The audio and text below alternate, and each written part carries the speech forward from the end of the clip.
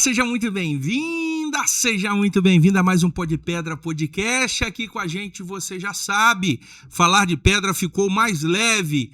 Para nós é um motivo de muito orgulho, muita honra te receber aqui em mais um programa Pó de Pedra. Esse é o primeiro de 2026 que nós estamos gravando com uma convidada super, mega, hiper especial para falar de um tema muito relevante. Um tema que tem tudo a ver também com mineração. É lógico que não tem nada a ver, mas tem tudo a ver. Mexe com terra, mexe com propriedade, mexe com a gente levar para o exterior e para o Brasil inteiro as nossas riquezas. Nós estamos falando de agronegócio. O primeiro programa gravado de 2026 vem tratar sobre o agronegócio brasileiro e com uma pitada maravilhosa. Aquela pitada feminina que todo mundo gosta. A gente vai falar sobre mulher no agro. Nós vamos falar sobre a pessoa que foi escolhida para ser porta-voz, uma das porta-vozes do agronegócio brasileiro. Ela que é pós-doc, meu amigo. Você sabe o que é um pós-doc? Eu acho que pouquíssimas vezes na vida eu consegui bater um papo tão longo com um pós-doc.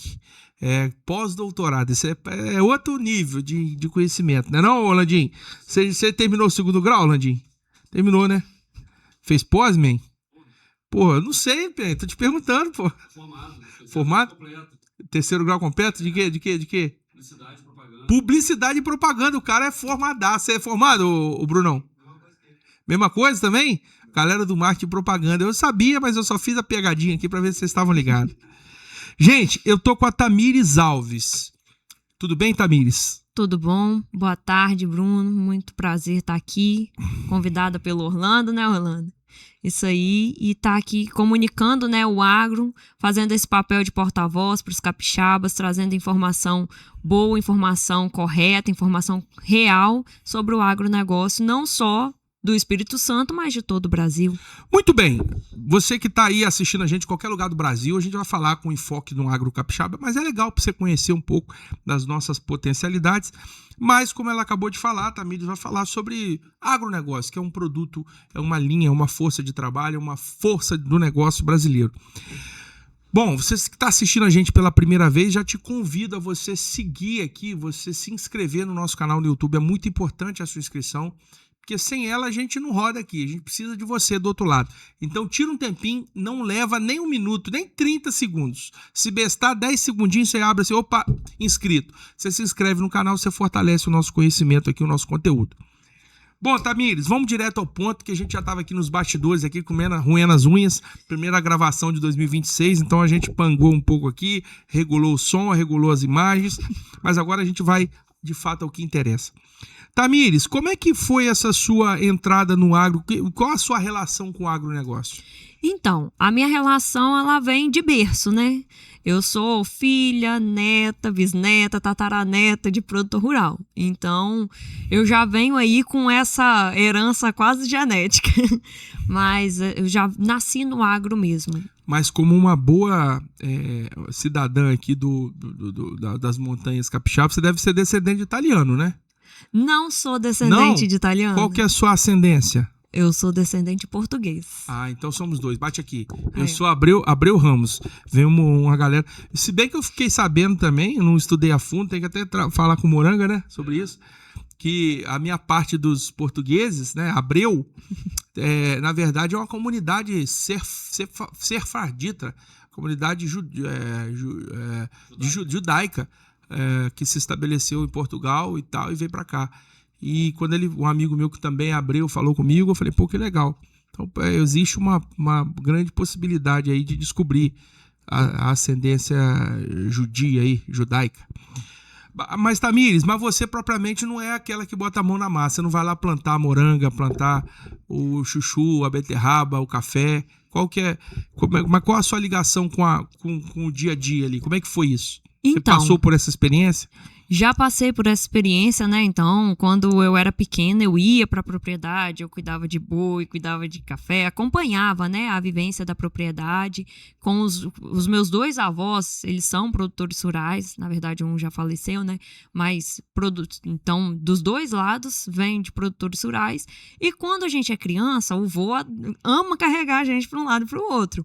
Então, automaticamente, eu ia muito para as propriedades para poder trabalhar com eles, porque aquela aquela coisa, a gente fica com eles, mas a gente trabalha com eles, porque eles estão realmente trabalhando. Só que pra gente tudo é diversão, né? A gente vai, brinca e faz alguma coisa e fica com os avós e come uma fruta e faz mais alguma coisinha. Então, assim, eu tive essa vivência de acompanhar um pouco da propriedade, mas eu sempre morei na cidade. E eu estudei, eu fiz faculdade ali na UFES, que é um centro de ciências agrárias, né? Então, é voltado mesmo para o agro. E fiz o mestrado, doutorado, pós-doutorado. E o que aconteceu foi, em 2023, eu participei do maior programa de desenvolvimento de lideranças jovens no Brasil, que é o CNA Jovem. Então, ele é um programa da CNA. E nesse programa que eu comecei a realmente trabalhar nessa área de liderança dentro do agro. E, assim, continuo. Agora eu tenho menos tempo ainda de ficar dentro da propriedade, porque eu rodo muito, eu trabalho viajando. Então, eu viajo não só dentro do Espírito Santo, mas eu também viajo para fora do Espírito Santo. E tanto para eventos, né? Então, eu sou palestrante, eu faço também, eu sou instrutora do Senar. Então, assim, eu trabalho viajando muito para comunicar também o agro. Mas a propriedade em si, vou, mas só de passeio, eu não sou a produtora. Fala um pouquinho sobre essa sua formação acadêmica. Eu brinquei aqui, logicamente que eu levei de uma maneira leve, né? Porque inclusive é um lema do nosso programa. A gente conversa as coisas aqui de uma maneira tranquila, leve. Mas eu digo para você o seguinte, eu fico muito feliz, cara, quando eu encontro pessoas que estudam, né? Que se dedicam, que se debruçam sobre o conhecimento. Eu interrompi, eu cheguei a fazer MBA, me formei em Relações Internacionais, depois fiz MBA em Gestão e Estratégia de Negócios, mas eu não consegui, por força de outras coisas, permanecer no estudo. Eu gosto de estudar, já fui professor e coordenador da São Camilo aqui, de um curso, então eu gosto desse ambiente de docente, né? Mas eu não consegui levar isso, então eu fico muito feliz quando eu encontro gente que gosta de estudar. Fala um pouquinho dessa trajetória de estudo sua. Então, eu também, a minha primeira formação é docente, né? Eu sou professora de formação, a minha primeira graduação foi em Ciências Biológicas, licenciatura. Então, eu comecei a fazer a licenciatura, mas dentro do Centro de Ciências Agrárias, toda a área de pesquisa é muito voltada para o agro. Então, automaticamente, eu comecei a trabalhar dentro das minhas linhas de pesquisa com o agro. Aí eu fui fazer o mestrado e o doutorado, fiz mestrado e doutorado em genética e melhoramento, mas também voltado para o agro. E o pós-doc eu fiz em agroquímica. Então, eu trabalhava realmente com desenvolvimento de defensivo agrícola. E aí é totalmente agro, né? Por conta dessas da minha pós-graduação, mestrado, doutorado e pós-doc, eu ingressei na minha segunda graduação, que é engenharia agronômica. Mas eu gosto tanto da área docente que eu falo, sempre quando me perguntam se é o quê, eu falo, eu sou bióloga.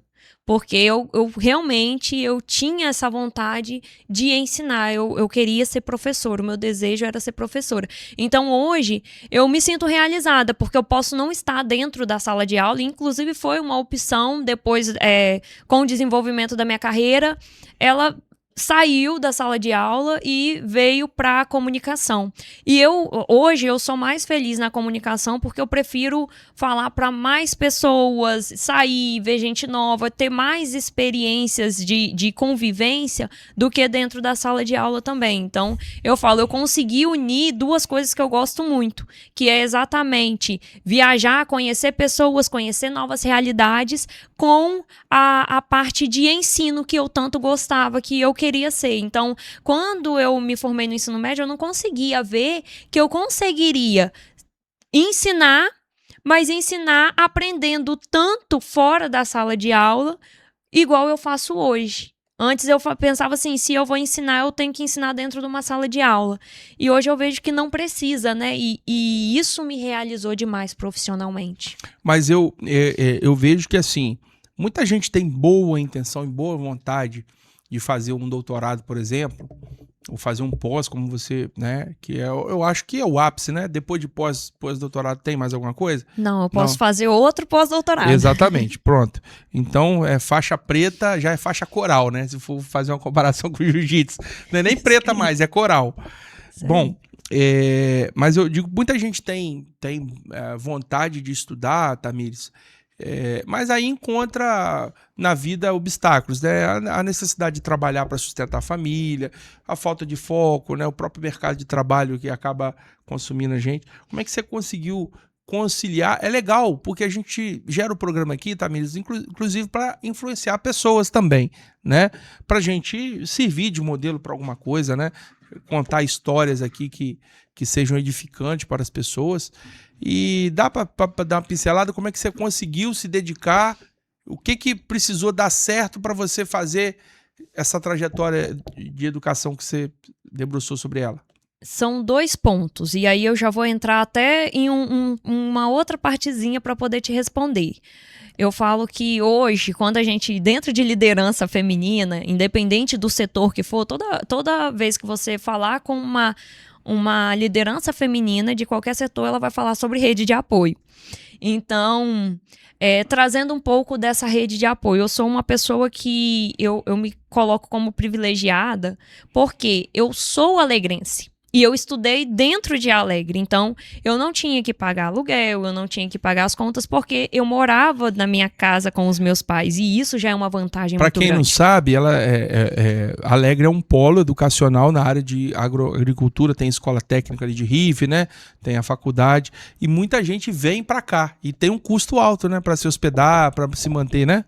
E ela tá dizendo isso. Já mora no polo, né? No polo educacional. Exatamente. Então, eu estudei na UFES, que é gratuito, e eu morava na minha casa. Então, assim, na casa dos meus pais. Então, eu não tinha custo nenhum, nem com a universidade e nem com a casa.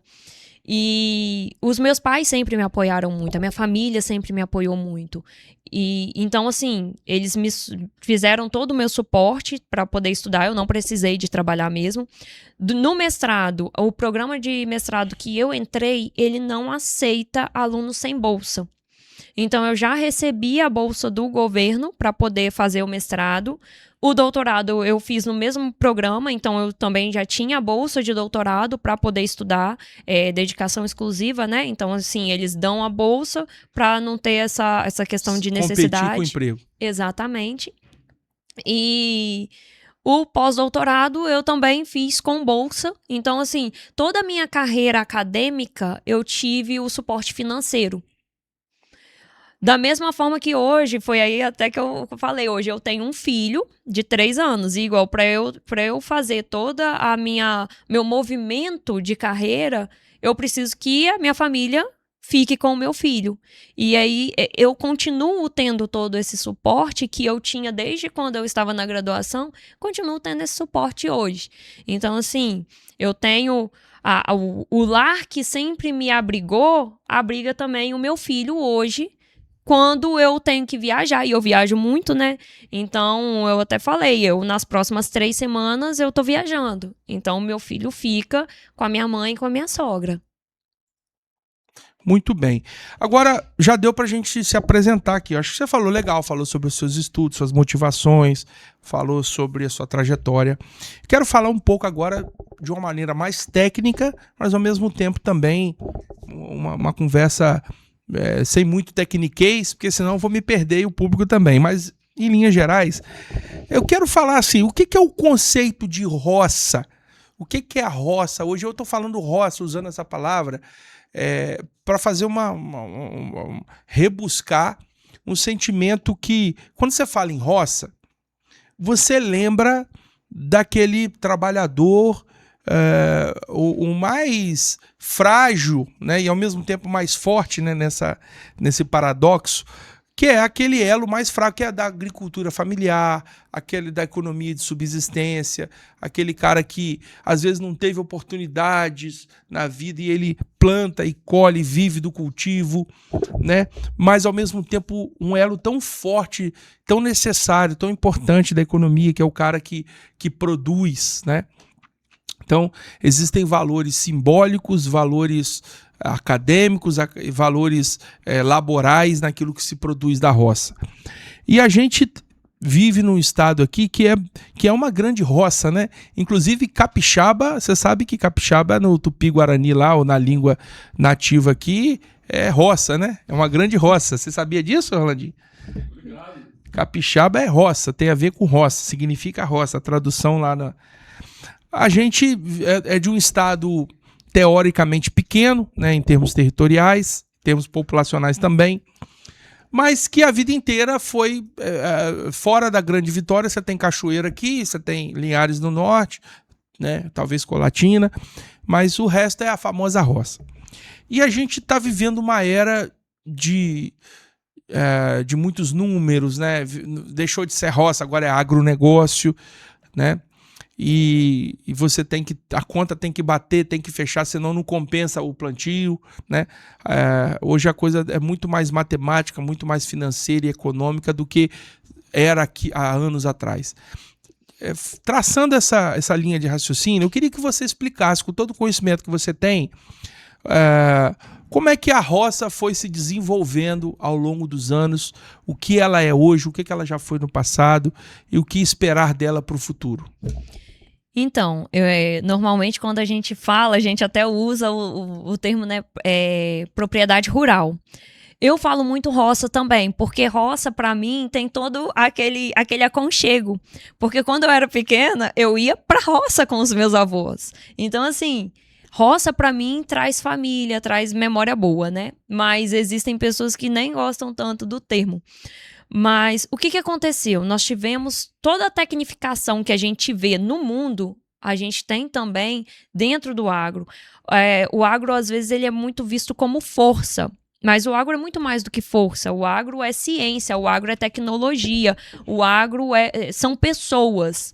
E essas pessoas, elas estão trabalhando em cima das tecnologias que vão sendo desenvolvidas. Por quê? Hoje a gente precisa de produzir mais e aí a gente sai, inclusive, da parte financeira, a gente não se atém só à parte financeira, porque a gente ainda, além da financeira, a gente também precisa de ter todo o cuidado ambiental. A gente precisa de produzir mais em uma área menor. Então, essa otimização na produção, ela é necessária de tecnologia. Às vezes, as pessoas pensam assim, a tecnologia é o quê? É o microfone que a gente está usando, ou a câmera, ou o estúdio. Mas não, a tecnologia no campo, ela vai muito além desses parâmetros que a gente vê. A tecnologia no campo é uma semente com genética boa, é um gado de genética boa para aquele objetivo que a gente precisa, é uma irrigação, é uma tecnologia. Então, assim, a gente tem diversas tecnologias, porque às vezes quando a gente fala tecnologia, as pessoas pensam em quê? Em drone e robô. Mas olha só, sim, eu concordo com você. Eu até tenho um caso que eu já contei aqui antes, que eu estava lá em Goiânia, estava vendendo granito, que é a minha profissão, e aí eu cheguei num prédio lá, tinha um monte de jovens da sua idade para baixo. Todo mundo bem arrumado, com uniforme, várias picapes 0 km e tal. Aí eu fui entrar no elevador, perguntei para aqueles jovens, vocês estão fazendo o que aqui? Falaram, a gente veio para um congresso de soja, é o lançamento da nova tecnologia da produção do grão tal, falou o nome lá, que eu não me recordo, que não é da minha área, mas dá para entender de quanto de tecnologia tem embarcado. Mas antes da gente chegar em falar da tecnologia propriamente, né, eu queria falar um pouco mesmo da questão sociológica da coisa, assim, sentimental, no sentido do seguinte, como é que foi, a gente participa de uma geração, Tamires, que vivencia, né, a transição do analógico para o digital, correto? Sim. Então a gente viu isso acontecer, talvez, não sei você, mas eu e o Orlandinho certamente já fizemos ligação de telefone de ficha, né? Você já fez também, Tamires? E ainda ficava na fila. Já fez? Pois é. Você já ficou? Já fez? Ainda ficava na fila ainda para chegar a nossa vez. E depois, que você não sabe nem o que é isso, né, bacaninha? Antigamente tinha um cartão da Oi. Quem nunca raspou o cartão da Oi para voltar crédito? E de repente hoje é celular e videochamada, etc. Como que foi essa transição, esse impacto da transição de que, cara, tem que inovar, você tem que botar um trator mais tecnológico, você tem que investir em tecnologia de plantio. Como é que foi isso? Foi normal? Foi tranquilo? Foi de boa? Ou, né, porque o cara da roça é o cara matuto. Isso a gente não pode negar, né? Que é aquele cara matutão, aquele cara braçal, aquele cara... E como é que planta na cabeça do cara que ele precisa inovar? Então, o que tem acontecido, Bruno, é um movimento reverso. Então, a gente tem, historicamente falando, nós viemos de uma propriedade pouco tecnificada, então a roça era pouco tecnificada, eram essas pessoas realmente mais matutas e tudo. E o que aconteceu? O êxodo. Então, todo mundo ouvia o quê? O pai falava pro filho, filho, você tem que ir pra cidade, que você tem que estudar, você tem que fazer uma faculdade, porque aqui não é vida, aqui o serviço é muito pesado, aqui é sol, aqui é chuva. E realmente é. Mas não via perspectiva, né? Não tinha perspectiva ali naquele ambiente. Isso. E aí o que aconteceu? Os herdeiros foram todos pra cidade. E hoje falta mão de obra muito grande, na cidade também, mas na propriedade muito mais. Então, essa falta de mão de obra dentro da roça, ela impulsiona essa tecnologia. Porque se eu não tenho algo para facilitar a vida do produtor que está lá, para conseguir produzir com menos mão de obra, ele não dá conta, porque hoje ele não tem mais a mão de obra, porque todo mundo foi para a cidade. E aí agora, com a tecnologia voltando, está tendo uma fixação melhor e inclusive já está começando a ter alguns herdeiros, né, alguns sucessores, que a gente chama de sucessores, alguns sucessores voltando para as propriedades para poder realmente trabalhar a terra e trabalhar com tecnologia, com dados. Então, hoje a análise de dados chegou no agro também, né, tá aí em todo lugar e no agro também. Então, a gente tem toda a análise de dados dentro das propriedades para fazer essa produção mais direcionada. Mas por quê? Porque a gente precisou de trazer esses jovens de volta para o campo, porque não tinha sucessores. Em síntese é isso, não tinha sucessores, não tinham pessoas para trabalhar a terra. Então, na verdade, a busca pela tecnologia ela foi inevitável, né? Você precisava de automatizar a produção no campo, não é isso? Isso aí, a gente vai muito pela dor, né? Então, realmente precisou da dor chegar. E aí, ou a gente aprende pelo amor ou pela dor, né? Assim que eles falam. E realmente foi pela dor. Precisou, não tinha para onde correr. Agora, uma curiosidade que eu tenho, eu vou fugir um pouco do assunto, mas na mesma linha de entender o caminho da evolução do agro. A gente sempre foi ensinado na escola, nos anos 80, nos anos 90, das famosas monoculturas brasileiras, né? Essa aqui é a região do café. Essa aqui é a região da cana-de-açúcar. Essa aqui é a região do milho, do eucalipto, do milho, da soja. Isso, naquela terra, naquela região só se planta aquilo. E de repente, a gente começa a ver as multiculturas ou policulturas sendo utilizadas. Aí, né, eu não sou entendedor do agro, você vai explicar isso melhor, mas começaram a se descobrir por estudo e por tecnologia que, inclusive, para você cuidar melhor daquela terra, você precisa diversificar plantio. Nos seus estudos, naquilo que você faz, você consegue explicar bem como que foi essa descoberta ou esse incentivo para que houvessem mais culturas plantadas nas regiões? Então, aí vamos contar um pouquinho de história. Vamos. O que aconteceu? O Alisson Paulinelli, que foi o professor Alisson Paulinelli, que no período que ele foi ministro do Brasil, ele trouxe a tecnologia e, inclusive, trabalhou para a formação da Embrapa Brasil. E aí, nesse processo de trazer tecnologia, a gente conseguiu abrir a fronteira e começar a produzir no Centro-Oeste. E essa expansão de produção que não havia, né? Então, usar partes do Brasil que não eram produtivas para se passar a ser produtivas, começou com monoculturas. E aí a gente tem aquela questão que você já até deu uma pincelada sem até perceber. A questão de, essa é a minha área. Então, é muito mais fácil uma pessoa que trabalha com gado de leite trabalhar com gado de leite. Uma pessoa que trabalha com soja trabalhar com soja. Uma pessoa que trabalha com... Por quê? A gente trabalha com o que a gente se sente mais confortável, né? Uhum. E aprender coisa nova não é tão simples e tão confortável assim para todo mundo. Então, quando conseguiu abrir a fronteira e produzir X, eu vou continuar produzindo X porque tá dando certo. Só que, quando mexe no bolso, as coisas começam a mudar. E o que aconteceu? Começou-se a perceber que começou a ter alta incidência de praga. Por quê? Porque se você só tem uma cultura, a incidência de praga vai aumentar, porque vai ter praga específica daquela cultura. Então, quando eles começam a perceber que tem, e aí começa a precisar tem que ter períodos sem produção para poder ter esse vazio sanitário, que eles chamam de vazio sanitário. Então, eu preciso de ter esses períodos que a terra vai ficar ociosa. Poxa, mas nesse período aqui, dá para produzir outra coisa. Então, eles começam a ver janelas de aumentar a lucratividade, mas manter a produção. E isso, quando eles começam a fazer esse movimento, eles conseguem ver que eles conseguem ter um retorno financeiro melhor. Quando eles têm um retorno financeiro melhor, a gente já começa a ver, poxa, eu tô tendo aqui um esforço para eu poder aprender a cultivar isso, mas isso está me trazendo um retorno muito satisfatório. Então, compensa o meu esforço versus o retorno que eu estou tendo. E aí a gente começa a ter todo esse movimento de sair de monoculturas para poder ter intercalar culturas em períodos para eu poder otimizar a minha produção e a minha lucratividade. Então, e o produtor acabou entendendo isso, né? Ele entendeu que ele precisava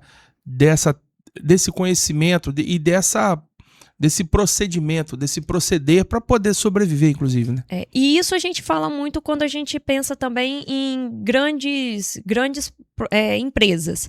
Em relação a pequenos produtores, a gente tem até uma dor mais forte.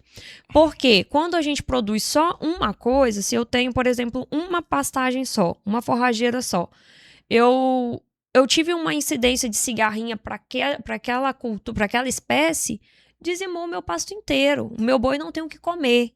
Então, se eu tenho várias culturas, se eu tenho uma diversificação dentro da minha propriedade, falando de agricultura familiar, eu tenho uma segurança muito maior para minha família. Se acontecer algum problema aqui, você tem aquele lá para segurar as ondas. Exatamente. É importante a gente frisar isso, porque isso é pouco abordado, inclusive. A gente vê as pessoas falando das coisas de maneira muito consolidada. Tudo é consolidado e não é.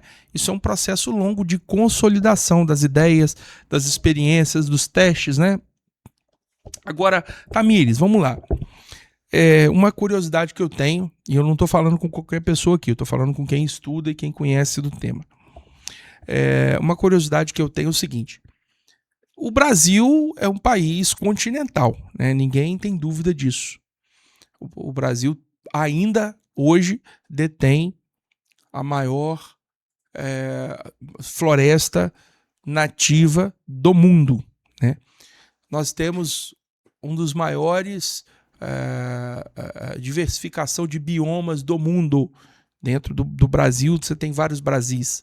Você tem a maior reserva de água doce potável do mundo, né? Os aquíferos Guarani, o aquífero da Bacia Amazônica. A gente tem áreas intocadas pelo homem até hoje, desde que o mundo é mundo.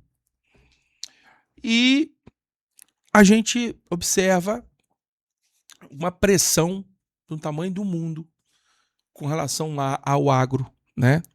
Uma pressão, uma demonização, um desrespeito, um total ataque mesmo frontal ao agronegócio por setores da sociedade que não produzem, que não entendem, que não sentem a dor do agronegócio. Se você parar para assistir, por exemplo, qualquer programa desse rural aí, Globo Rural, SBT Rural, sei o que lá rural, você vai ter contato com experiências gigantes. Hoje, para você ser um produtor rural, você tem que cumprir requisitos severos de preservação, né? De reparação de solo. Então, são muitos os casos aqui no Espírito Santo mesmo de gente que virou produtor e inclusive revitalizou áreas inteiras que estavam assoreadas e inclusive vieram nascentes, né? Tem um caso muito emblemático aqui na região central ali, não sei se é Venda Nova ou se é ali para cima, de um cara que resgatou uma mata lá, inclusive brotou. Ele fez os caixotes e brotou água, né, de um lugar que era deserto há pouco tempo atrás. Fotógrafo, né? É o Sebastião Salgado. Sebastião Salgado, né? Isso, virou uma verdadeira mata. Por que você acha que o setor do agronegócio, que é uma coisa que gera tanto emprego, tanta renda, que é onde a gente se alimenta, por que ele é tão atacado? Isso é engraçado, para não falar trágico, porque ele é muito mal visto dentro do Brasil. Mas fora do Brasil, ele não é mal visto. Porque quando a gente olha a nossa produção, ela não tem todo esse impacto. Pelo contrário, nós temos uma legislação, a legislação brasileira, ela é muito boa no sentido de proteção ambiental. E igual para o Código Florestal Brasileiro, para a gente produzir, a gente tem que respeitar a lei. E dentro do Código Florestal Brasileiro, ele traz que dentro da Mata Atlântica, que é onde a gente está aqui, a gente precisa de preservação de 20% da Mata Atlântica. Aí eu te pergunto, dentro da sua casa você tirou 20% para poder fazer uma reserva? Dentro da sua empresa urbana, você tirou 20% para fazer a reserva? Não, mas dentro da minha propriedade eu tenho que ter 20% de reserva. E isso, sem contar as questões de leito de rio. Então, eu tenho toda uma proteção ambiental respaldada por lei que eu preciso de cumprir. E isso é muito importante que as pessoas consigam ver, porque elas... normalmente, o que acontece? Uma mentira falada muitas vezes, ela passa-se como verdade, né? Então, as pessoas vão falando, e quem não tem conhecimento acaba acreditando que aquilo é verdade porque ela tá fazendo muito barulho, vamos colocar assim. E, na verdade, é só barulho, porque o agro está produzindo, o agro está fazendo toda a manutenção em questão alimentícia, mas ele também tá tendo toda a preservação ambiental. Um estudo que a Embrapa lançou agora na COP30, muito interessante, inclusive, mostra que 28% da área de mata do Brasil está dentro de propriedades. Então, a área... 20%? A área urbana, ela vai preservar o quê? Ela vai preservar dentro de parques que o Estado ou que o Brasil está produzindo. O resto está tudo dentro das nossas propriedades. E aí a gente é apedrejado por pessoas que não estão fazendo. E a gente está fazendo, entendeu? Mas você concorda comigo que isso é um efeito colateral, digamos assim, que não precisava existir e a gente tem que administrar isso? A agenda, administrar a agenda, administrar o efeito colateral de quem quer boicotar. A gente sabe que tem interesses, né? A gente sabe que existe uma agenda globalista, né? A gente sabe que outros players, por exemplo, agora acabou de ser anunciado um possível acordo aí entre a União Europeia e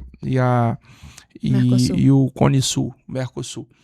E a gente sabe que na Europa um grande temor que os produtores rurais da Europa é deles não conseguirem ter competitividade com relação ao Brasil, né, ao nosso custo de produção aqui.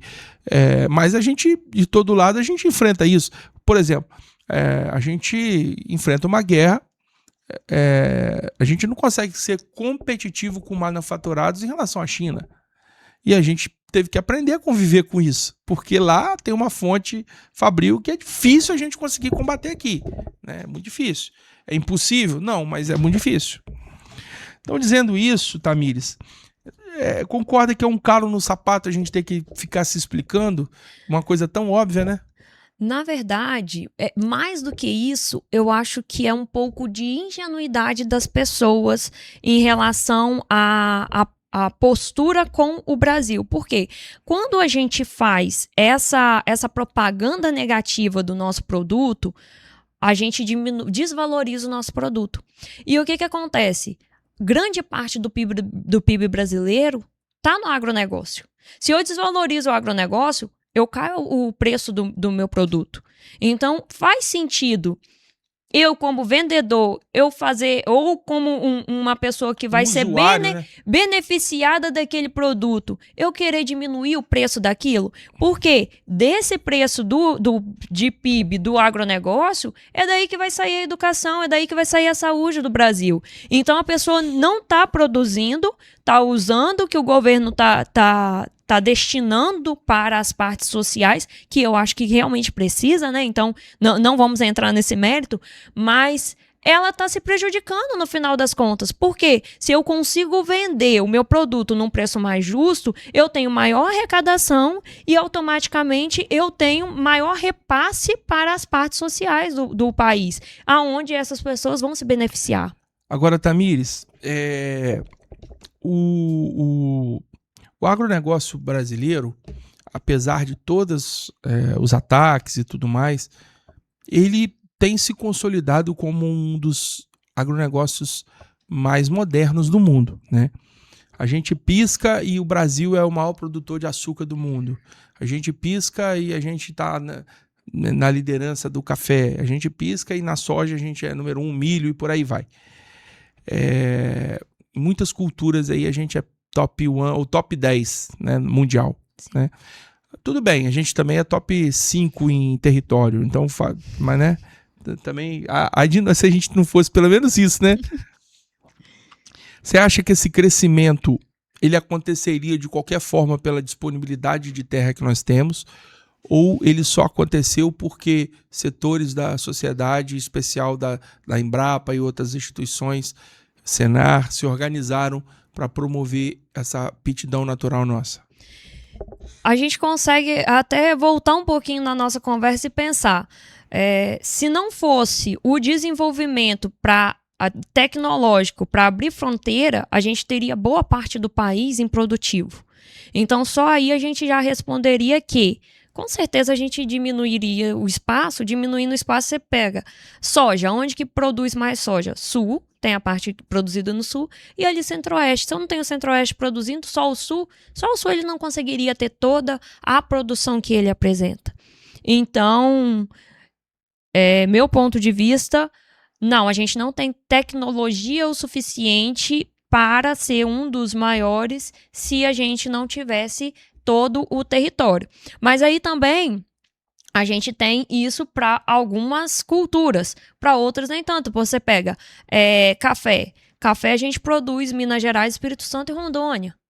Então, se você pega os 3 estados, a gente não produz no Brasil inteiro. Então, não, mas assim, produção mais expressiva... É aqui, né? É aqui. O café Conilon, o maior produtor de café Conilon é o Espírito Santo. Sim. Então, a gente tem aí... quando a gente pega os 3 estados com maior expressividade de produção, e aí você olha e fala, é o maior produtor. E é o maior produtor onde? Em 3 estados, não é no Brasil inteiro. Vai ter ali um pouco de café. Tem café no Nordeste, tem café em outros lugares, mas... pouca quantidade, não é uma quantidade expressiva. Da mesma forma que a gente tem algodão no sul e não tem jeito, né? É no sul, né? Algodão. A gente tem... O forte é no centro-oeste, né? Centro-oeste? Bom, Tamires, eu acho que a gente falou bastante coisa sobre a visão do agronegócio, esse desenvolvimento. Tem alguma coisa que a gente deixou passar aí, falando sobre agro no geral, né? Não, uma coisa que é até bom a gente frisar sobre a visão do agro, uma coisa que a gente escuta muito é sobre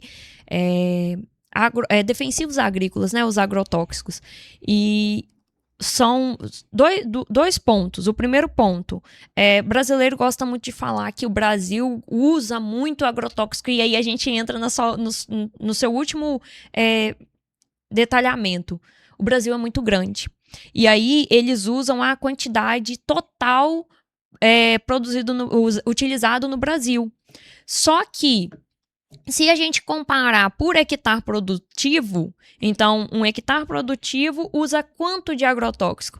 A gente vai ver que usa a mesma coisa que, por exemplo, a França, que é um dos países modelos em relação à utilização de agrotóxicos, ou utiliza menos do que o Japão, que é altamente tecnificado em relação ao agro.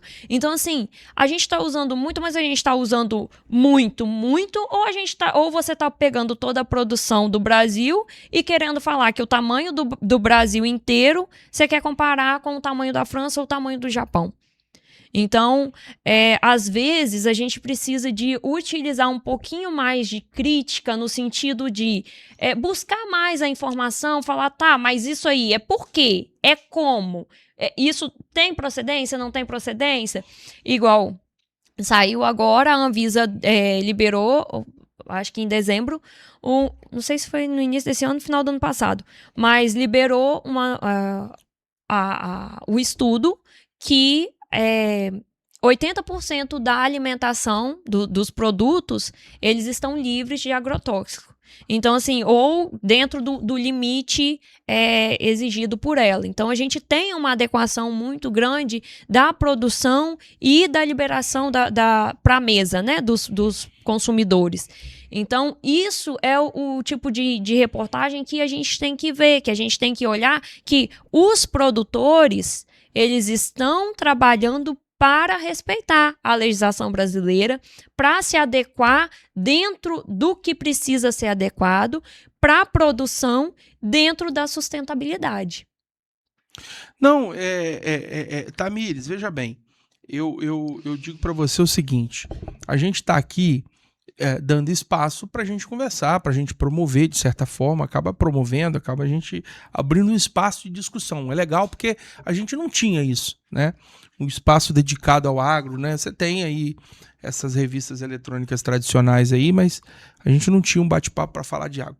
O fato é o seguinte, não quer dizer também que não existam más pessoas que estão operando no agro, né? A gente não está aqui para passar pano na cabeça de ninguém. Tem uma banda podre que acaba fazendo merda, usando troço errado, né, quantidades erradas, manejo errado. E isso gera consequência em todo o ecossistema de negócios, né? Exatamente. Em todo lugar tem, né? Então, todo setor vai ter o que faz o certo e o que faz... Por exemplo, para citar um exemplo claro, você está falando de quê? Né? Além do uso fora da padronagem lá, que pode ser prejudicial à saúde de um agrotóxico ou de um defensivo agrícola, tem, por exemplo, o cara que pega por má fé o café e ele queima, torra lá com um pedaço de mato, com um pedaço de troço e vende aquilo como café, né? Borra de... Esses dias eu fiquei sabendo que tinha uns caras vendendo um negócio com essência de café, mas não era café. Você viu isso? Sim, você viu isso? Tem muito. Que doideira, cara. É o cara que vende troço vencido, né? E passa como... essa galera acaba penalizando, às vezes, uma classe inteira de gente que trabalha certo, né, Tamires? Exatamente. E, normalmente, as pessoas, elas olham exatamente o erro. Quem que tá errado? Então vamos pegar esse aí e vão estampar. Deixa quem tá fazendo... A maioria tá fazendo certo, mas deixa esses que estão fazendo certo de lado. Errado, acaba... É o que ganhou o holofote. Ganhou o holofote. Tamires Alves, agora já estamos partindo pro final aqui. Eu queria falar mais ou menos aqui... Mais ou menos não, quero falar certeiro. Vocês estão gostando do programa, gente? O programa tá legal. A Tamires entende do assunto, hein? Eu quero falar um pouquinho sobre... Como é que foi esse lance aí? O que você faz como porta-voz do agro? Como é que você é a voz do agro? Em que momento, em que sentido, em que operações, em que ações? Qual é a estratégia dessa função sua? A gente trabalha como equipe geral, né, exatamente comunicando, trazendo verdades, levando verdades sobre o agro. Por exemplo, existe uma equipe, uma comissão chamada De Olho no Material Escolar. Em 2020, durante a pandemia, as mulheres começaram a ficar mais em casa acompanhando o estudo das crianças, porque como não ia para a escola, então a gente adotou o homeschooler aqui no Brasil também, quase isso, né? E quando as mães começaram a acompanhar o estudo dos filhos, elas olharam e falaram, uai, mas isso aqui não é o agro, isso aqui não é o que acontece. Por quê? o agro, dentro do material escolar, ele é totalmente o vilão da situação. E aí, as mães conseguiram observar que a visão que a gente tem hoje nos grandes centros é exatamente a visão que é ensinado dentro das escolas pelo material escolar. E aí começou todo um trabalho, uma organização, então trabalha de forma organizada, para quê? Não é para poder fazer uma promoção para o agro, mas para falar a verdade, para passar o que realmente acontece, como que é o sistema produtivo, como que funciona esse trabalho, como que é a dinâmica de trabalho. Então a gente já tem essa comissão que trabalha, atua, levando inclusive junto ao MEC, essas demandas para ter uma modificação no material escolar para que o agro ele seja narrado e ensinado da forma que ele realmente é, e não da forma que alguém sem base nenhuma, sem estudo nenhum, levou. Mas isso é um problema crônico que a gente tem no Brasil, né? Sim, infelizmente. E tem a ver com o que a gente tratou um pouco antes, essa demonização do agro, né? Essa ideologização de uma coisa que deveria ser tão simples, né? A gente precisa plantar para comer. Cara, é surreal. É básico, você precisa de plantar, meu irmãozinho. Se você come um prato de comida por dia, cara, alguém foi lá, plantou pra você comer, cara. Esse bife suculento que você saboreia, alguém cuidou de um animal, sacrificou esse animal, preparou. A cachaça que você bebe, irmãozinho, foi de um pé de cana. Alguém plantou aquilo ali. E, cara, nego arruma problema com isso, cara. É surreal, bicho. É surreal. É surreal, é surreal. Existe um movimento liderado até por uma amiga minha lá do Sul, que é Contém Agro. Nesse Contém Agro, ela traz exatamente que a roupa que a pessoa está vestindo, o sapato que ela está calçando, a mochila que ela está carregando as coisas, tudo vem do agro, para a pessoa conseguir visualizar que tudo está no agro. Se tem uma mesa, é porque tem agro. Se tem uma roupa, você está vestida porque tem agro. Se você comeu, porque tem agro. E as pessoas, normalmente, elas não conseguem ver, porque para elas isso aqui não foi uma árvore. Isso aqui nasceu aqui. O leite que tá bebendo não veio de uma vaca, veio da caixinha. Então, assim, tem toda essa questão. A desconexão é muito grande, né? Não, mas eu te falo que não são pessoas ignorantes que são nocivas, não. As pessoas que são nocivas são pessoas que têm conhecimento e sabem muito bem por que estão fazendo isso. Né, defendendo certos interesses, defendendo certos setores da economia, setores políticos, ideológicos. Elas fazem de maneira assintosa, de maneira premeditada, de maneira bem pensada, de caso pensado. Esse ataque ao agronegócio, ele é um ataque pensado, planejado, ele obedece uma cartilha, tem uma direção, né? Então, por exemplo, quando você vê invasão de terras, né?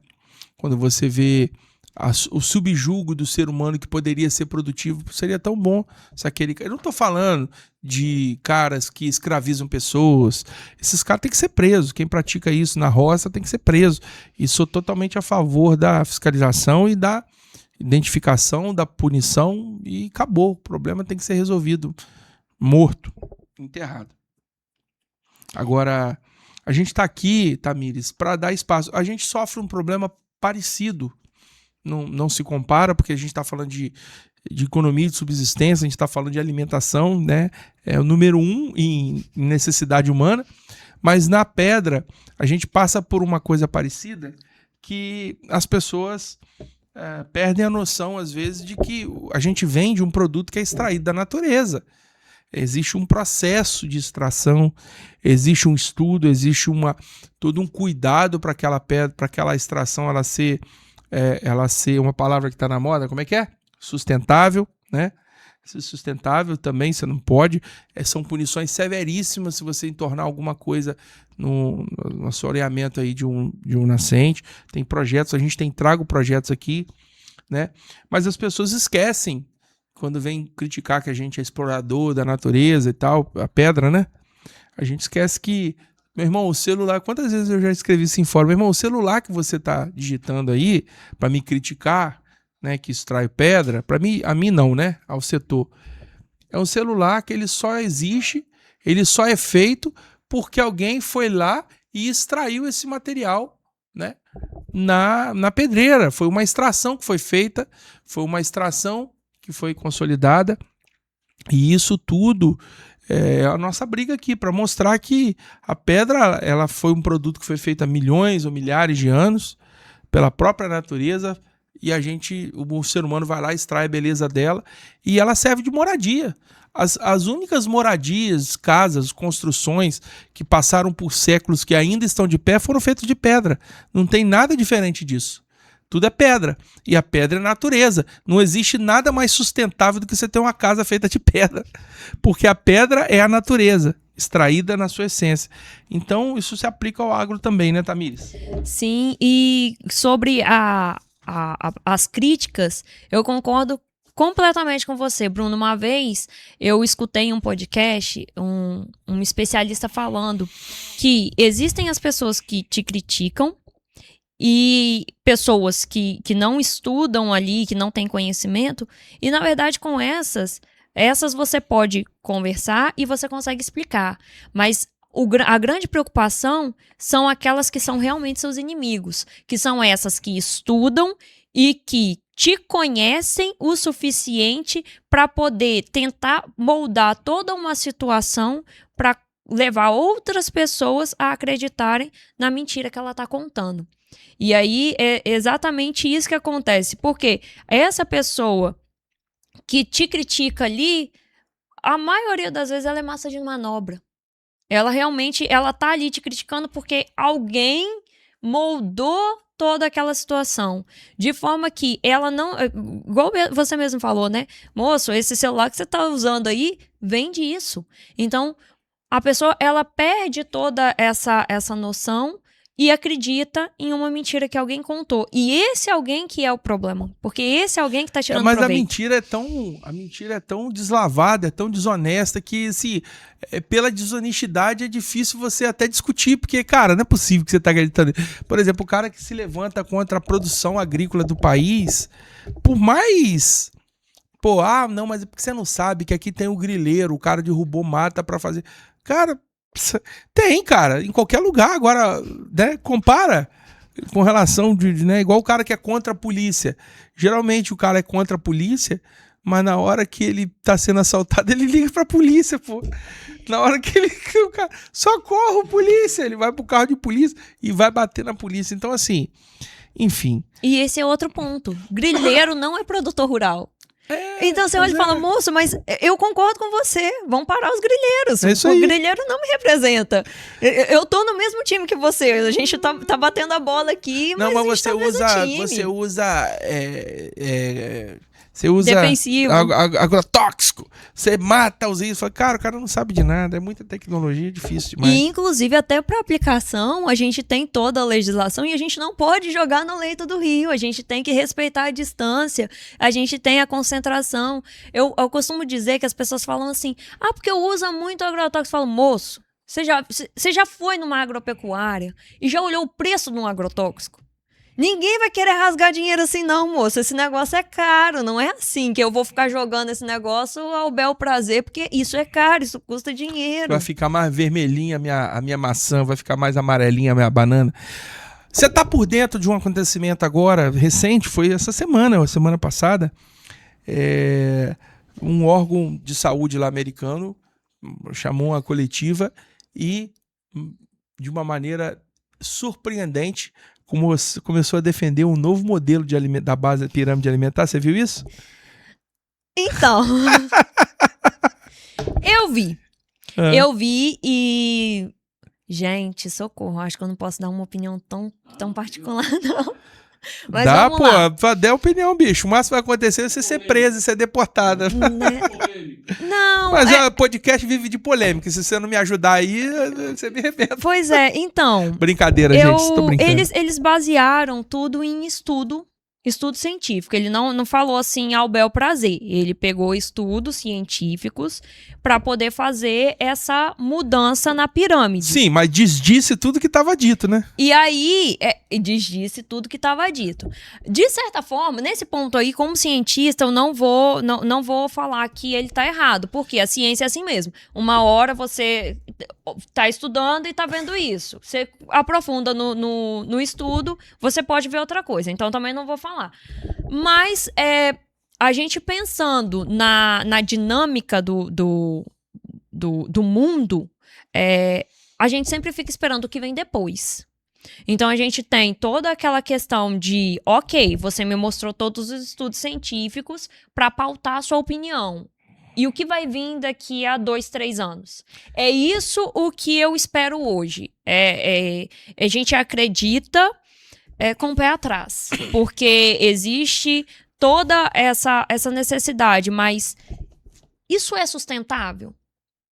Esse é o ponto. Isso é sustentável? Por quê? Porque se eu colocar a proteína na base da pirâmide, eu tenho condição de ter pastejo suficiente ou ter confinamento suficiente, tratar gado em confinamento para manter a alimentação dessa população mundial à base de proteína na pirâmide?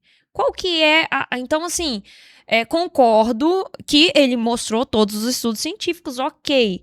Mas e a aplicabilidade disso na prática? Como que vai ser? Qual país que vai ter condição de sustentar?